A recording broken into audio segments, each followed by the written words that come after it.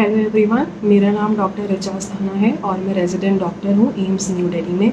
इस awareness video में मैं आपको कोविड मैनेजमेंट के बारे में कुछ अपडेट्स बताना चाहती हूँ।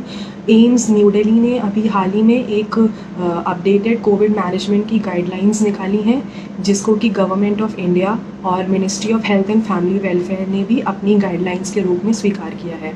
इस अपडेटेड गाइडलाइंस में एम्स न्यू दिल्ली ने कोविड को 3 श्रेणियों में बांटा है: माइल्ड, मॉडरेट और सिवियर। अब हमें जो जानने की बात है उसमें यह है कि इन तीनों कैटेगरीज़ या श्रेणियों को हम किस तरह से पहचानते हैं, मतलब कि उनके सिम्टम्स क्या हैं, उनके लक्षण क्या हैं और उनके लिए अप्रोप्रिएट मेजर्स या स्टेप्स हमें क्या लेने होते हैं। सबसे पहले मैं आपको बताऊंगी माइल्ड डिजीज़ के बारे में। माइल्ड डिजीज़ के सिम्टम्स या लक्षण क्या होते हैं? इसमें आपको खांसी आती है, इसमें आपको बुखार आ सकता है, इसमें आपको बलगम बन सकता है, इसमें आपका गला ख़राब होता है। और इम्पॉर्टेंट चीज़ ये है कि माइल्ड डिजीज़ हम तभी बोलेंगे जब आपको कोई भी सांस लेने में तकलीफ़ नहीं है और आपको हाइपॉक्सिया नहीं है। हाइपॉक्सिया का मतलब ये है कि आपके पेरिफेरल सैचुरेशन इज़ नॉर्मल। अब हमें ये जानना है कि इसकी मैनेजमेंट कैसे होती है। इसकी मैनेजमेंट में जो एम्स दिल्ली ने जो प्रपोज़ किया है वो है होम आइसोलेशन। होम आइसोलेशन का मतलब ये है कि आपको घर में ही रहना है, एक कमरे में रहना है जिसमें कि अटैच्ड वॉशरूम होना चाहिए।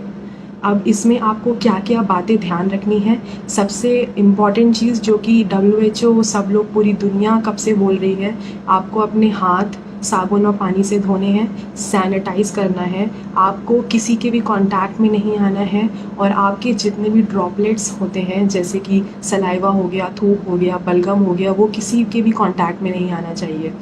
फिर यदि आपको फ़ीवर है तो आपको बुखार कम करने की दवाई लेनी है। यदि आपको खांसी आ रही है तो आपको खांसी कम करने के लिए दवाई लेनी है, जिसको कि हम लोग एंटीटसिव्स बोलते हैं। फिर आपको अपना सैचुरेशन को मेजर करना होता है, जिसके लिए सैचुरेशन प्रोब आता है, जिसको कि आप अपनी उंगली में लगाते हैं और उसमें डिस्प्ले करता है या शो करता है कि आपका पेरिफेरल सैचुरेशन कितना है। आपका पेरिफेरल सैचुरेशन 90% या 90% से ज़्यादा होना चाहिए।